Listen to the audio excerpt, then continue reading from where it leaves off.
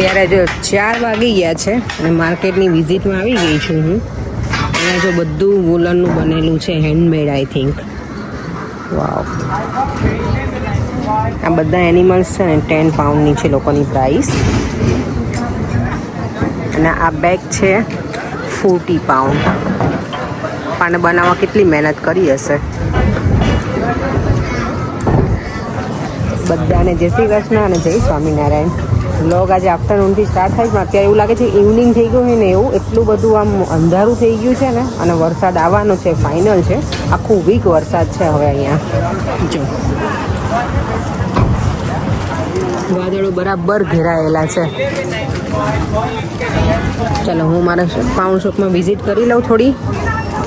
આજનું ડિનર છે મારું બુધવારનું મગનું શાક, રોટલી, છાશ, ઓનિયન અને કાકડી. પરંતુ તમને શાકમાં શું લાગ્યું આજે? અલગ કેમ લાગ્યું? જરાક મને એલાબોરેટ કરશો તમે? ડિફરન્ટ ટેસ્ટ આવે. એવું છે? ગોળ નાખ્યો છે? કેમ ગોળ નાખી દીધું? તો ગોળ જ નાખું છું બેટા એવરી ટાઈમ. એવરી ડે છે ને જમીને સોફા ઉપર બેસી જઈએ. આજે હું અને દેવમ છે ને વોક કરવા નીકળે. એકચ્યુઅલી વોક કરવા તો નહીં, દેવમનું ટ્યુશનનું હોમવર્ક છે ને, તો એમાં એનું હોમવર્ક અડધું થઈ ગયું છે ને એ પછી એની જોડે જે બીજી છે ને સ્ટુડન્ટ, એની જોડે એને સ્વોપ કરવાનું છે હોમવર્કનું જે આપ્યું હોય ને ટીચરે. એ બુક કાર્ડ છે આમ તો નહીં દેવમ, વર્ડ્સના મિનિંગ હોય ને એના, તો એને આપવાના છે અને એની પાસેથી બીજા કાર્ડ લેવાના છે. એટલે અમે મા દીકરો જઈએ છીએ અત્યારે જમીને. થોડું વોક પણ થઈ જશે. એકદમ જેકેટ ના પહેરું, ઠંડી નથી લાગતી બેટા? ચાલો તો આપીને આવીએ અને પછી ઘરે જઈને મને આજે બનાવવા છે ગુલાબ જાંબુ. મને બહુ જ ભાવે પણ હું છે ને કંટ્રોલ કરતી હતી કે નથી બનાવીશ ને તો પછી આપણે રહી ના શકીએ. હું ગળકુડી બહુ છું, મને સ્વીટ બધું બહુ જ ગમે, બહુ જ ગમે એમ. એટલે મેં ઘણા ટાઈમથી ઓલું પેકેટ હતું ગીટ્સનું, પણ મેં બનાવી ગીટ્સના પેકેટમાંથી જ બનાવવાની છું. ચાલો તો ઘરે જઈને એ પછી બનાવી નાખું. આમ પણ અર્લી તો નથી પણ મને ગમે કરવું એવું જમવાનું. કંઈ પણ વસ્તુ બનાવવાની હોય ને તો મને મજા આવે. એટલે હવે પાછું કિચનમાં ઘૂસીશ ઘરે જઈને. સ્કાય જો અત્યારે દેવમ છે ને, અમે પેલા આવું આને લંગડી કહેતા રમતા ને એને ચલતા સ્ટેપ આવી રીતે રમતા. અમે બહુ રમતા હો દેવમ, આવી રીતે મજા આવતી. ચાલ હું કરું, ચાલ લે પકડ વિડીયો લે મમ્માનું. હું તો એટલા બધા નહીં કરી શકું બેટા. 3, 2, 1 go.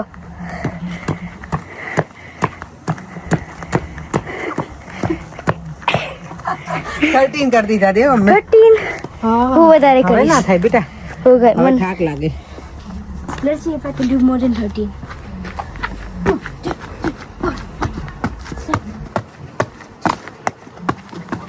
Oh my god. 13 પછી મો પગામાં ખુદ ટ્વિસ્ટ થઈ ગયો ને. ટ્વિસ્ટ. જો અત્યારે 9 વાગે ગુલાબ જાંબુ બનાવીશ. આવું કોણ હોય કામટું મારી જેટલું? રાતના 9 વાગે. એટલે આજ માટે તો નહીં, બનાવેલા હશે તો ખાઈશું ક્યારેક ક્યારેક. એટલે અને આ મને લાગે ગુલાબ જાંબુનું પેકેટ છે ને ઇન્ડિયાનું આવેલું છે કદાચ, કે અહીંયાથી મને કંઈ યાદ નથી રહ્યું. પણ આના સારા બને છે, ગીટ્સના જ મને ગમે. ઘણા લોકો જાતે પેલા મિલ્ક પાવડરના બનાવતા હોય છે, પણ એ મેં ક્યારેય બનાવ્યા નથી. એટલે આપણે એવું રિસ્ક હું લઉં નહીં. વચ્ચે નહોતા મળતા ને ત્યારે મેં ગુલાબ જાંબુ બનાવ્યા જ હતા ઘણા ટાઈમ સુધી. ચલો તાજે બનાવું ને હું છે ને ચાસણીમાં ડુબાડું અને પછી ઉપર થોડી વાર ચાસણીમાં રહેવા દઉં અને પછી છે ને ઉપર કોકોનટનું ડ્રેસિંગ કરી દઉં. મને એવા વધારે ગમે. ચાસણીમાં ડુબાડેલા થોડાક ઓછા ગમે. એટલે કારણ કે એમાં ને એમાં રહીને તો વધારે સ્વીટ થઈ જાય ને. એટલે ચાલો તો બનાવું અને હું મારી જે રેસીપી છે ને એ તમારી સાથે શેર કરું.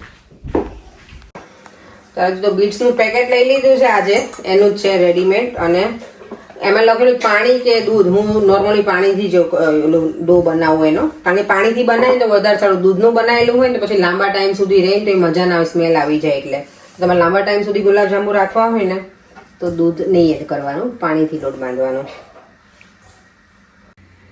જો આને જોઈને માવાના પેંડા કોને યાદ આવે? મને તો આ ગોળીઓ જો ને એટલે પેંડા યાદ આવી જાય, મજા આવે ખાવાની. આ મને તો ભાવે ડો બનાવેલો રેડી, પણ અત્યારે હજી ખાધું નથી કારણ કે ભગવાનને ધરાવીને બનાવી અને પછી ભગવાનને ધરાવીને પછી અમારા પેટમાં ગ્રહણ કરીશું આજે. જો ગુલાબજાંબુ છે ને એક પેલો ગાણવો હોય ને ઈ બની ગયો તો તમે આમાં નાખી દીધું ચાસણીમાં, થોડી ગરમ હોય ને ત્યારે નાખી દો એટલે એકદમ મસ્ત ફૂલી જાય. અને અહીંયા બીજા બની ગયા, અમે કાળા જાંબુ જેવા બનાવ્યા, જોઈએ હવે કાળા થાય છે ધોળા થાય છે. શું બનાવ્યું તમે અત્યારમાં? ગુલાબજાંબુ મારે ખાવાના?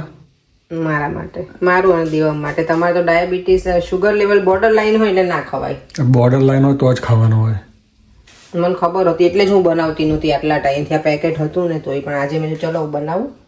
ઘણા વખતથી કંઈ ગળી બનાવી નથી એટલે ઘરે આને છે ને પેલું કરું છું અને ચાસણી બરાબર અંદર સુધી જાય ને એટલા માટે થઈને.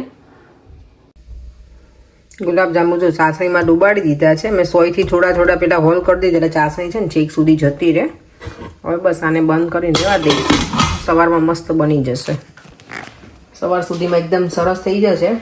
પછી હું ટાઈમ હશે ને સવારમાં તો હું કોકોનટનું કોટિંગ કરીશ. નહીંતર મને લાગે છે એમને જ ખવાવાનું શરૂ થઈ જશે. કારણ કે અત્યારે જો 10 વાગી ગયા છે. હવે હું કંઈ વેઇટ નહીં કરું એની. નોર્મલી હું એવું જ કરું કે ચાસણીમાંથી બહાર નીકાળી અને કોકોનટનું કોટિંગ કરી અને પછી હું એને પેક ડબ્બામાં ભરી અને ફ્રીજમાં મૂકી દઉં. પણ હવે અત્યારે બહુ લેટ થઈ જશે એટલે એ બધું હું કરવા નહીં જાઉં. ચાલો તો હવે થોડું ટાઈડી કરી કિચન. થોડું મેસઅપ થઈ ગયું છે, ક્લિનિંગ બધું થઈ ગયું હતું, પણ પછી ગુલાબજાંબુ પાછા બનાવે એટલે તો થોડું વ્યવસ્થિત કરી અને પછી સુવા જઈશું. દેવાને તો કાર બનાવે છે ને એ બનતી નથી બિચારાથી, એટલે અપસેટ થઈને જતો રહી છે. કારણ કે થોડી હાર્ડ છે. બધા એના સ્પેર પાર્ટ જે છે ને બહુ જ નાના નાના છે ને, કંઈક એક વસ્તુ રોંગ થાય ને એટલે એને આખું બધું નીકાળવું પડશે. તો અત્યારે તો અપસેટ થઈને જતો રહે સુવા માટે. લેટ્સ સી હવે સવારમાં પાછું. એ છોકરાઓનું એવું હોય કે જલ્દી ભૂલી જાય. આપણે એવું હોય ઘણી વખત આપણે અપસેટ હોય ને તો સવારમાં ઘણી વખત આપણને એવું થાય કે કાલે આમ હતું એમ, એને કંઈ યાદ નહીં હોય, પાછો હતો ને એવો થઈ જશે નોર્મલ. કમેન્ટમાં છે ને આજે ધાર્મીની છે એમનું આઈડી, એમનું નામ છે ધાર્મી, એમનું આઈડી તો બીજું છે, પોર્ટુગલથી છે. એમની કોમેન્ટ છે કે રાજમા બહુ જ મસ્ત લાગતા હતા. હું પણ નેક્સ્ટ ટાઈમથી પાઉંભાજીનો મસાલાવાળા ખરેખર બહુ જ નાઇસ બન્યા હતા, મજા આવી હતી. એકદમ ટેસ્ટી, એકલું કંઈ ના હોય ને રાઈસ તો પણ ચાલે એવા રાજમા હતા, મજા આવી ગઈ હતી. હું કારણ કે કેટલા ટાઈમ પછી મેં બનાવ્યા હતા. મેં ક્યારેય ઘરે મને યાદ જ નથી મેં બનાવ્યું હશે રાજમા અને રાઈસ એવું. મંદિરમાં બધી જગ્યાએ ખાતા હોઈએ પણ ઘરે મેં દુલ્લા હું બનાવું. રાજમાં હું લાવું ખરી પણ ખાલી ફ્રેન્કીમાં યુઝ કરું, બીજે ક્યાંય જ યુઝ ના કરું. પણ આ વખતે બનાવીને તો બધાને ભાવે, મને પણ, દેવમને અને પર્યંકને. પણ હવે નેક્સ્ટ ટાઈમ બનાવીશ અને લઈને પણ હવે આવીશ જ્યારે ખલાસ થઈ જશે. અને હું છે ને કંઈ પણ વસ્તુ ટીન ઓછા યુઝ કરું. હું બને ને ત્યાં સુધી ફ્રેશ યુઝ કરું. એટલે એને સોક કર્યા હતા વોટરમાં, પછી બોઇલ કર્યા. ટીન રાખું એવું નથી, હું નથી રાખતી ઘરમાં, પણ બહુ ઓછા યુઝ કરું બધી વસ્તુમાં. ક્યારેક એવું ઇમરજન્સી હોય ના હોય ને તો જ યુઝ કરું, કે કંઈ ઓપ્શન ના હોય તો ટીન યુઝ કરું. પણ બહુ મસ્ત બન્યા હતા. એમ તો તમે એવી રેસીપી ટ્રાય કરજો તો મજા આવશે. અને એકવાર હિટ છે ને મારો રેગ્યુલર વ્યુઅર્સ અને રેગ્યુલર કોમેન્ટ કરવાવાળા, એમની કોમેન્ટ છે કે રાયતા મરચાંની હું હજી પણ વેઇટ કરું છું. પણ હા, હું સોરી, હું હજી આ વખતે મરચાં જ નથી લાવી. હું લાવીશ એટલે ચોક્કસથી હું રેસીપી શેર કરીશ. સ્પેશિયલ હું તમારા માટે હું શેર કરીશ અને બીજા બધા વ્યુઅર્સ માટે પણ મરચાં લઈને આવીશ ને એટલે. અને બધાની કોમેન્ટ સરસ હતી, પપ્પાના બર્થડેને લઈને અને રાજમાને રાઈસને લઈને કે સરસ હતા. Thank you so much. ફરીથી મળીશું હવે કાલે નવા વિડીયો સાથે. મારા ગુલાબજાંબુ હવે બનશે નહીં ત્યાં સુધી વેઇટ નહીં થાય. મને બહુ જ ગળ્યું ભાવે. એટલે કોણ કોણ સ્વીટ લવર છે કહેજો.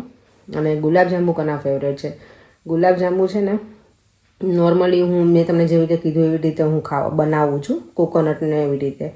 પણ અમે એક વખત મારી ફ્રેન્ડના ઘરે ગયા હતા. એ લોકો છે ને ગુલાબજાંબુ અને એની જોડે વેનીલા આઈસ્ક્રીમ અને ગુલાબજાંબુને પાછા એના હસબન્ડ ગરમ કરે. હિના છે ને એના હસબન્ડ એવું કરે. તો એની પાસેથી અમે શીખ્યા છીએ. અમે હવે ગુલાબજાંબુ બનાવીએ ને ત્યારે આવી રીતે વેનીલા આઈસ્ક્રીમ સાથે ખાઈએ. તો વેનીલા આઈસ્ક્રીમ કાલે સ્પેશિયલ લેવામાં આવશે અને પછી એન્જોય કરીશું. ચાલો તો ફરીથી મળીશું કાલે નવા વિડીયો સાથે. Bye bye. જય શ્રી કૃષ્ણ, જય સ્વામિનારાયણ. જો વિડીયો ગમ્યો હોય તો લાઇક, શેર અને મારી યુટ્યુબ ચેનલને સબસ્ક્રાઈબ કરવાનું ના ભૂલતા. બાય.